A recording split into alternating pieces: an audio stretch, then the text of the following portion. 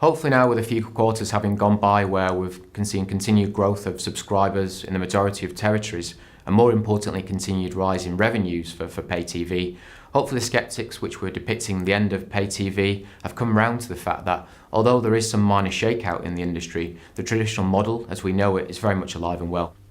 I think where we expect to see some possible shakeout in consumer habits is the viewing and accessing of premium content. OTT movie services like Netflix and LoveFilm are really beginning to pick up the pace now from a subscriber perspective.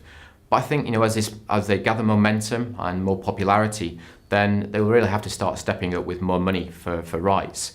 Whether that be for exclusive content or first-run releases, the content owners are going to want a fair share of that revenue they're making. So the continued rise in pay TV and OTT video services, I think, is illustrative of the consumers' migrating habits and trends of how they are consuming video content overall. As both these business sectors continue to advance forward, consumer spend on other forms of content is being hit quite hard. I think most significant of these sectors is Blu-ray and DVD, the physical discs. Both products really started to now underperform quite significantly in comparison to the other sectors, as we've aforementioned, really the pay TV and OTT segments.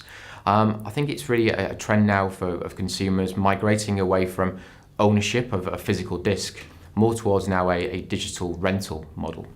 Bringing this back to hard data, running through some of the operator performance figures for the first 3 quarters of 2012, we're expecting another record year for pay TV, with global revenues hitting well over $210 billion US dollars this year. The established markets of North America and Western Europe are still seeing single-digit growth year on year, but also as well the emerging markets, Asia Pacific and also Latin America, are continuing to outperform expectations year on year. What this all culminates in is by 2016 we're expecting pay TV revenues to be in excess of $250 billion US dollars globally.